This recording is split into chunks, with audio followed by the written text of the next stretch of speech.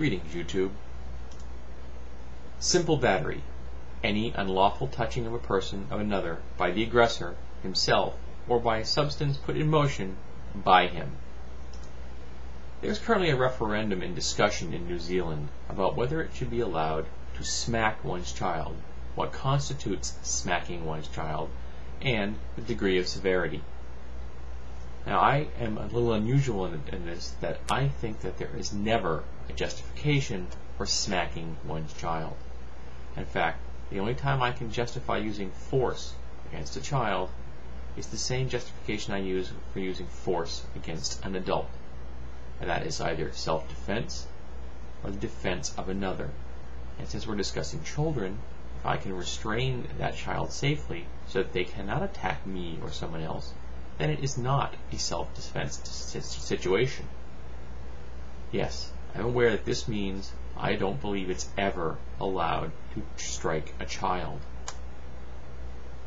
Now, many parents are going to say, oh, you don't have children. You don't have the right to make that judgment.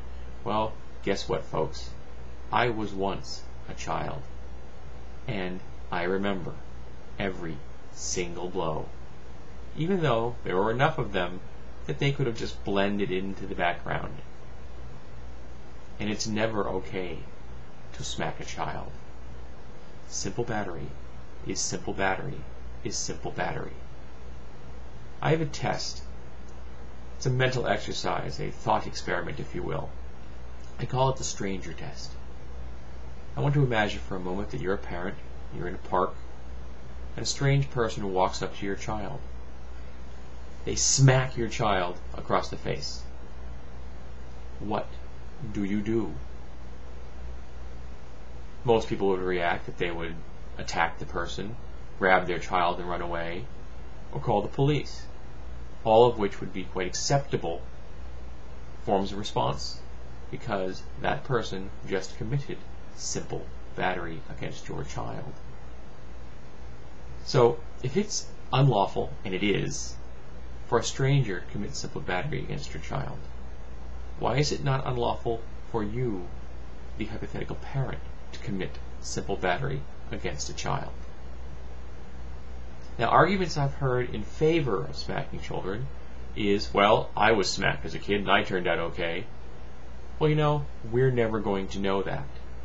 We don't know what you would be like if you had not been abused as a child, if you had not suffered at the hands of your parents in the form of simple battery.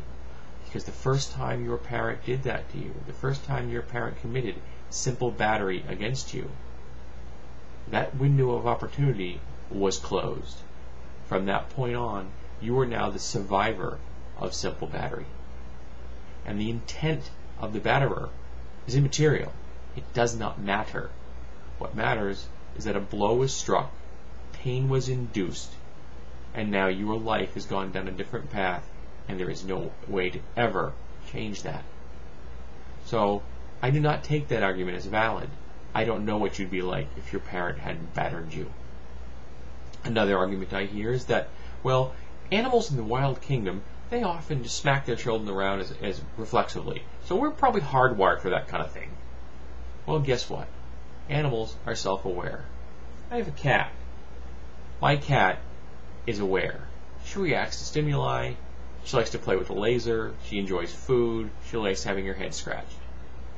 She is not, however, self-aware. She looks in a mirror. She doesn't see herself. She may perceive another cat, but she's never going to perceive who she is. Human beings are self-aware. It's an incredible gift that was granted to us by evolution.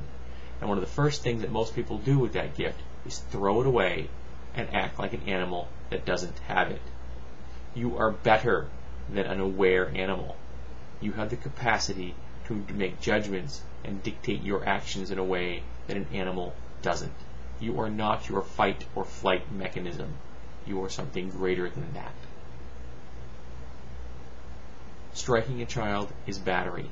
It has always been battery. It will always be battery. There's no pussyfooting around that. You can say it's faster, it's simpler, and you'd be right. Pain is often a really good way of inducing someone's behavior, but it doesn't make it moral. It doesn't make it right. Another argument I hear is that, well, if my kid's throwing a tantrum in public, I have the right to smack him to correct his behavior. Well, no, you don't. You pick up your child and you leave. Because anyone who thinks that their child does not dictate every single moment of their life, 24/7, forever, is delusional. You make a decision to have a kid, that child dictates what you do forever, until they die. I don't understand how people think that they can relate to a child like they're a little adult, because they aren't. They need to be related to as a child. A small human being that doesn't have the complexity, the sophistication that an adult does. You cannot reason with the child in many ways, but does not mean you have to resort to battery, because that is what striking your child is. Yes, I am a survivor of physical abuse. I will never know what I would have been like if I had not been battered as a child. Violence for me is often the first, last, and always proper response. Not getting angry, not becoming livid at a moment's notice is something I work on every single day. And I've gotten good at it.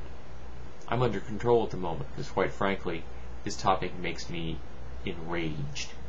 I want to grind my teeth and scream at this camera with clenched jaws, because it's never okay to batter a child. Because that's what this is, folks. When you hit a kid, all you're doing is proving that a big person can hurt a little person. And that isn't a lesson I think you want to teach your child. Because simple battery is simple battery is simple battery every single time.